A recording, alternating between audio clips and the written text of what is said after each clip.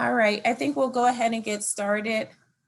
So at the bottom of your screen, you will see an interpretation button. And so if you would like it translated into Spanish at this time, please click on it looks like a globe, and click your preferred language.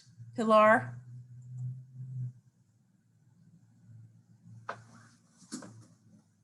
Okay.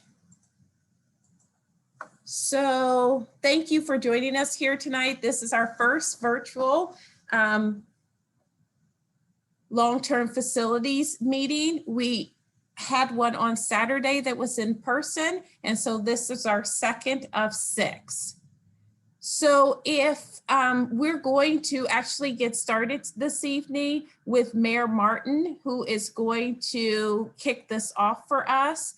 And then we'll do a very small presentation. And then following that, we will break out into breakout groups. So we'll give you more information. But if you're a person who likes to see what's coming, please look in the chat. You will see all of the documents that we will be using this evening as part of this presentation. So at this time, I'm going to turn it over to Mayor Martin.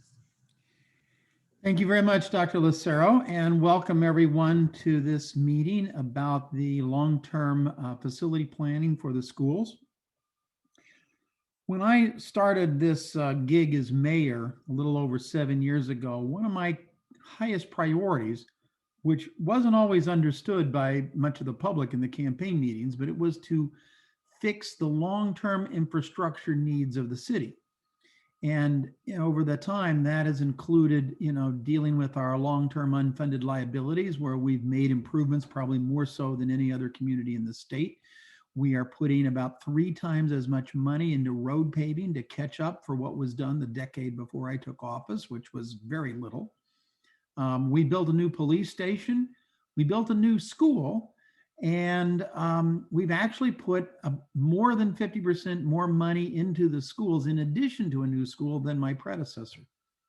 But the big surprise was when the mold task force was created in response to issues about mold in Westover and potentially other schools. And the key players from the Board of Education and the city formed a partnership to take a look at all of the schools in terms of their facility needs. And the conclusion was quite surprising, and that is that over the decades, the amount of money that had been invested in the schools, we had fallen behind more so than I think anyone realized. Certainly I did not, and certainly the city managers did not, because it wasn't our direct responsibility, but even the Board of Ed I don't think fully understood.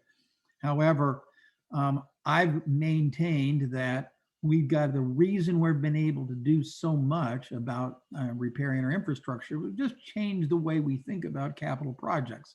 And we're doing projects where we're pretty certain they have real value overall. And we are even more diligent about not investing in things unless they have a long-term payout. And that's what to me is driving much of this. We need an in-depth understanding of school by school, exactly what the facilities are, what they need to be, and is this a long-term payout? And by that, I mean, are we investing a lot of capital dollars that are supposed to last 20 or 30 years into a building that doesn't have more than a 5 or 10 year life? That may seem like a good decision in the short run, but in the long run, you just end up with less. And so I'm very much supportive of this initiative. It was really more the superintendent's initiative than mine, but I think I'm wholeheartedly in agreement. We need that complete facility assessment of the schools, and to judge whether or not those preliminary assessments, which suggested that we had several schools where we were in the long run better off by coming up with completely new school facilities, rebuilding those schools, rather than patching the schools, and trying to differentiate where it was more appropriate to patch and where it was more appropriate to build new. Now, I can assure you, the amount of money that's necessary to fulfill this plan is going to be staggering. For the past 5 decades, maybe, the city of Stamford has received very little money for investment into its schools. but nonetheless, we need to find out what the optimal path forward is, and that's what this plan is to do. And therefore, let's see how it works out as we go forward. And I thank you for your time, and I appreciate your paying attention and your participation. Thank you. Thank you, Mayor Martin. So this is such a great opportunity for the city of Stamford to go through this process together, because this is a true partnership between a lot of different city boards and members of our community who have joined us to form the Long-Term Facilities Committee. These are open meetings to the public, so we really want to encourage you going forward to join these meetings. But these outreach sessions are a big piece and actually a subcommittee of the Long-Term Facilities Committee. So let me just talk to you about how we got here today. Many of you will remember last year when we shepherded a plan through the different boards to talk about a PPP, which was an opportunity for us to rebuild our schools. We selected 5 buildings that we thought really needed some major work, and we had some community conversations. We went and talked to several boards, the planning board, the board of reps, the board of finance, but in the end, and the board of ed, of course.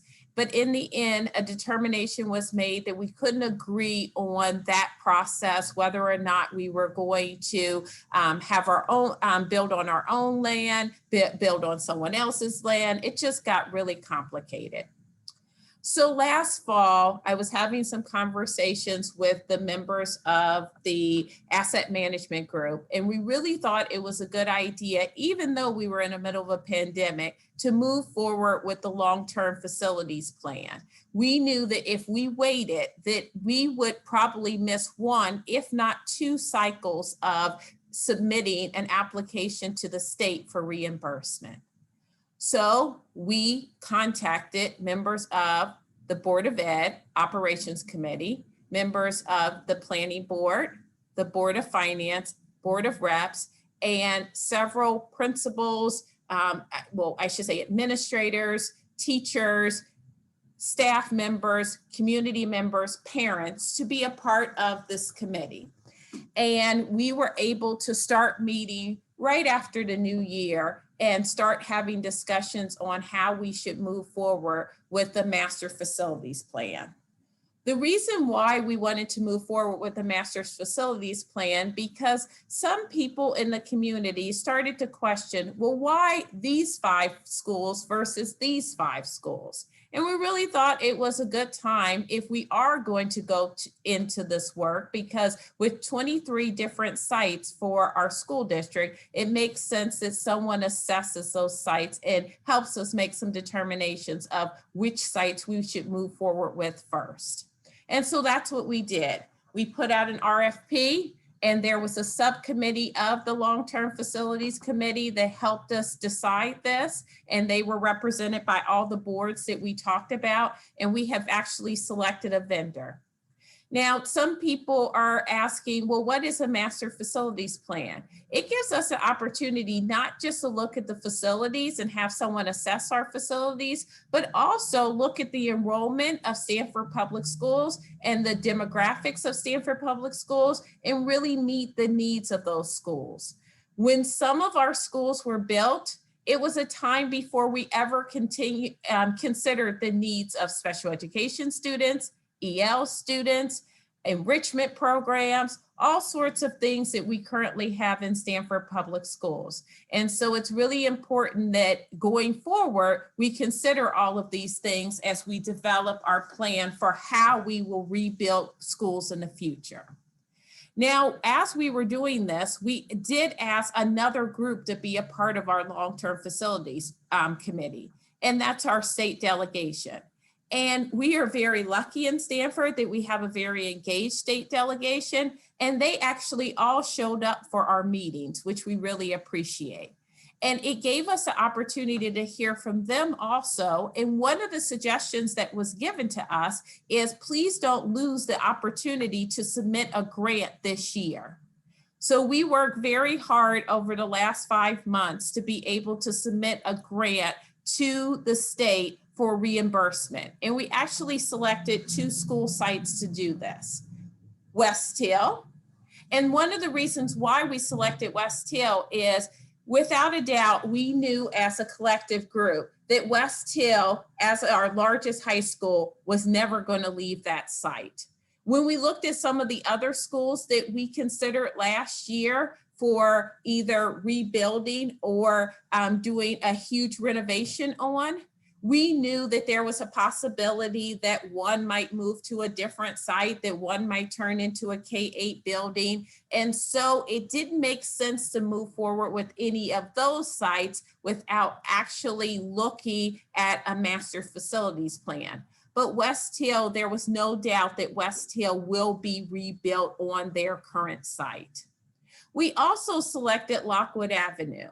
We know that pre-K is so important to avoid the early interventions that a student might need if they are struggling when they come into our elementary schools.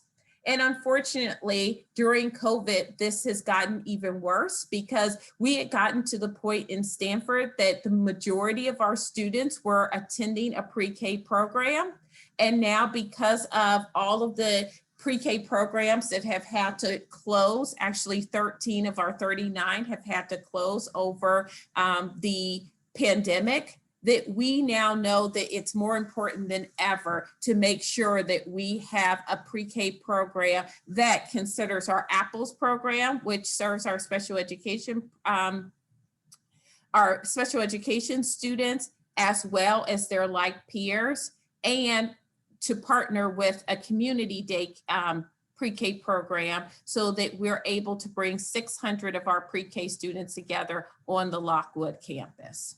So we are done with the applications, or we will be next week, to submit on June 30th to the state. And hopefully we're able to maximize our reimbursement.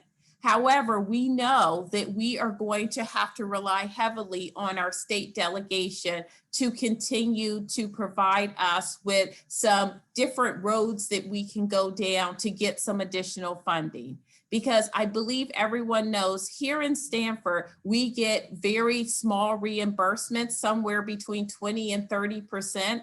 And because where other school districts get much larger reimbursements, more 75 to 90%.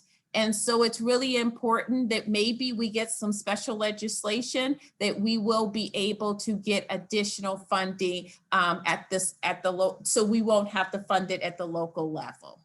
So that kind of gives you some sort of indication of where we have been thus far.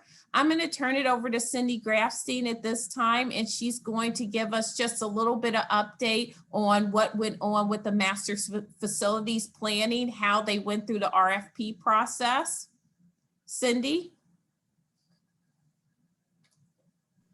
Thanks, Dr. Lucero. Okay. Okay. So yeah, as Dr. Lucero said, let me just tell you a little bit about the process and what we've done the last few months. As Dr. Lucero said, we had formed the Long-Term Facilities Committee, which was a very large committee. From that, we formed a subcommittee to come up with what our RFP needed to look like, to be able to select a vendor who would be able to work with us for a significant amount of time assessing our buildings and our city. So we had that process that was over probably the course of a couple of months, I would say. We received quite a few responses to that RFP, and we had a selection committee, and ultimately we hired a firm, SLAM. So they will be on board with us in the next week or so. We'll be having our kickoff meeting with them. The three main components of the RFP are, for one, they will be, and the timing is perfect because we are going into the summer, which will allow them to study our school buildings. Even though we are going to be pretty busy this summer with summer school and lots of programming, many of our schools will certainly not be as crowded as they are when we are in session. So this summer, SLAM will be working a lot in our schools to assess the school's structures, the mechanical systems, the building structure themselves, And that will be a very comprehensive study. I don't know how long that will take, but that's one major component of their study.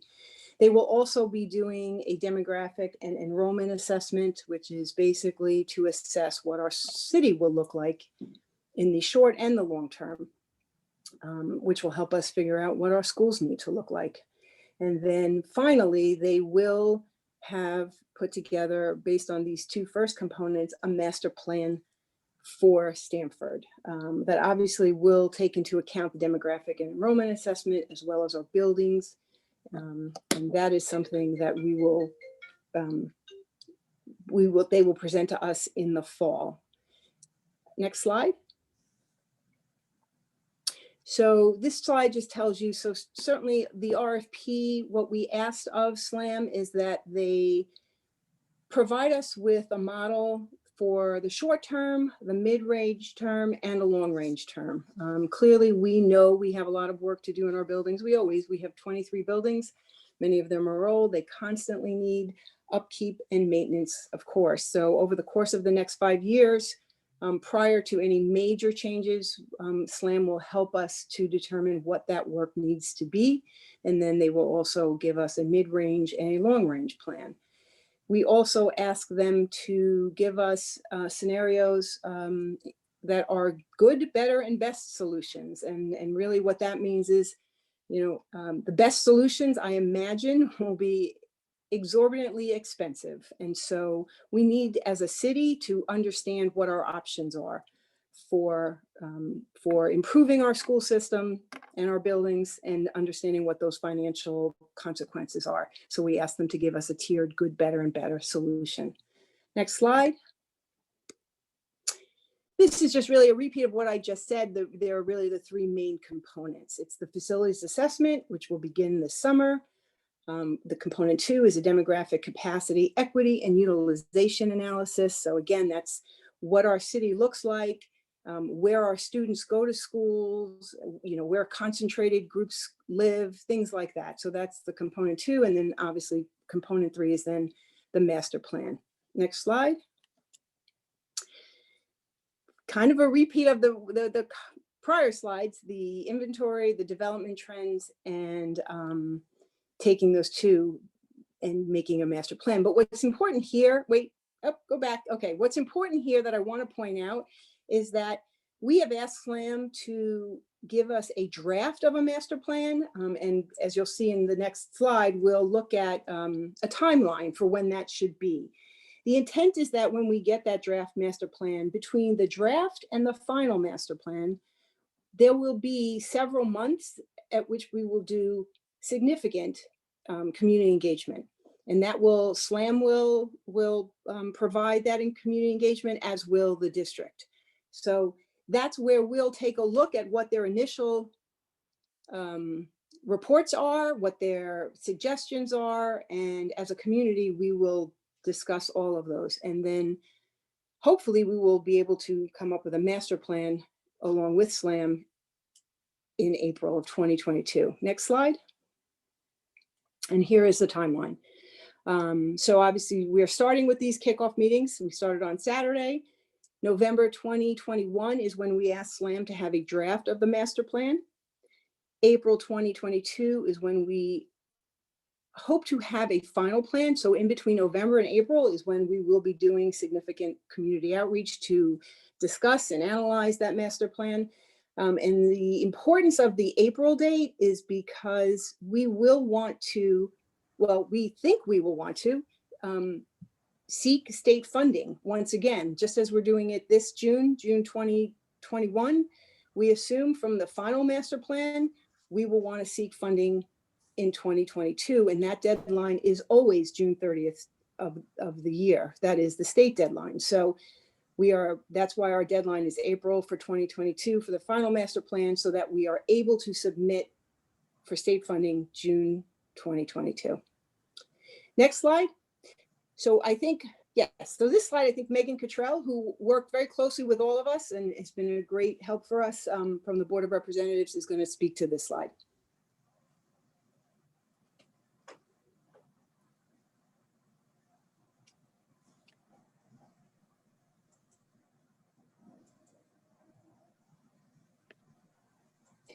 just Megan is on, and if not, and I will speak to, unless Temu, I don't see Megan. So Dr. Lucero, do you want to speak to this, or? You want So me to? why don't we do it together, if that's okay? Do you want to get us started and Sure. I'll do the second half? Sure, sure. So the community conversations that I just mentioned, I believe, well, we know we'll have 3 more virtual ones. We have 1 more in-person one, and those will all occur over the course of the next month. I am sure, working with SLAM and Dr. Lucero may want to have more of these district-led community conversations as we go forward in the process, as we learn. And so some of the questions I think that we will be encountering throughout this work are the ones that we have listed here. So first of all, how do we fund all of this? As the mayor alluded to, the city can't afford probably what we're going to need to do if we want to adequately address all 23 buildings. So we are going to have to seek funding from not only the state, potentially private funding. I don't know how that happens, but that's what we have to consider. And then, of course, then there's going to be an impact to taxes. And so that's a conversation I would imagine that will have to happen. Unfortunately, we do have the involvement of our Board of Reps and our Board of Finance members. So everyone is involved in this. And it's a decision as a city we're going to have to make what kind of investment we all want to make into the schools. What grade level structures? This is here because it is just a conversation. I don't know, and maybe Dr. Lucero wants to address this. We have K-5s and we have K-8s, and so the question may be how do people feel about that? Those who are on K-5 versus those who are in K-8. Do we want to consider more K-8s? So that's part of the community conversation. How long are students on buses? That's certainly something that we have to look at. And then finally, availability of land for new schools. This process may tell us that we need to potentially build 1 school, maybe 2 schools, consolidate schools. I mean, we don't know. So these, we need to constantly be looking to see if there is land that makes sense for us. So that's part of the conversations that we'll have. And those are questions that you will start to answer tonight. And so when we do our breakout groups, some of these things will be embedded in the conversations that you will have. But what we're asking before we go to the breakout rooms is that you just stay engaged. This is really Stanford's opportunity to really determine what we want for our schools moving forward. So it's going to be really important that you participate along the way so that we can hear your voice. We also are encouraging people to reach out federally and to the federal and state legislators so that you're able to share with them the needs that Stanford has, that they're just not hearing from the mayor or the superintendent, that they're hearing from all members of our community. We also think that it's important to remind you, and I said this earlier, that our long-term facilities committee meetings are open to the public. So we want you to join us monthly so that you can get a sense of how the work is going. And please sign up for the communications, because when these meetings start back up in the fall, it'll be really important for you to get our regular communications so that you understand when the meetings are being held. And we also have a long-term facilities committee website. So if you want to go back and watch any of our previous meetings or any of our future meetings, or if the night that we have the meetings, it is something that you have something else going on, that's a place that you can go and understand exactly where we are in the process. So staying engaged is just really going to be important as we move through this next phase. So at this time, just so you know, we have some additional information in the slides. So that's something that hopefully you took out of the chat and you'll be able to go through, but this is just some additional information that we thought that you should have. So take some time to look through it. It has some maps about our different areas for our schools. It has information about enrollment. So just really some good information, but didn't want to take up too much of your time this evening. So at this point, Mrs. Della Flora, who is helping us run this meeting tonight, is going to put you in breakout groups. In the chat, there is a sheet that's going to show you roles and responsibilities. We're hoping that someone will say that they would like to be the facilitator of the group, and that facilitator is really just going to keep us on track. Pay attention to the time. We're going to be in these groups for about 20-25 minutes, and so it just keeps the questions going so that you make it through all of the questions at one time during your breakout session. There will also be an opportunity for a recorder. And I'm suggesting that the recorder also be the presenter that comes back, because if you're in separate places, it might be hard for you to get the person's notes. So it might be helpful if that is the same person. And then you should have a timekeeper so that someone is making sure you're not on question 1 when we are at the 15-minute or 20-minute mark. So someone who can keep you going. So if you're a person who may work for the school district or who has participated in some of these community conversations before, you may want to step up and volunteer to be one of the leaders as we go into our breakout sessions. So at this time, and the questions again are on the chat that you are going to try to answer. We will share out a little before we leave tonight. So please be ready if you are the presenter, that you will be able to share some of the general ideas that you heard. The person who is a reporter, we are going to put an email in the chat at this time, and it'll tell you where you should email us the information so that you're able to get that. So we're able to collect all of the good notes that you took. So if you take some notes and if you could send it to us, that would be very helpful. So at this time, I'm going to allow for Olympia to break us out into breakout groups. Hello, I just want to make one announcement. We are going to have a Spanish speaking breakout room. So if you would just raise your hand, if not, and I miss you, I will drop into the breakout to see if there's anyone who needs to be moved to the Spanish breakout room.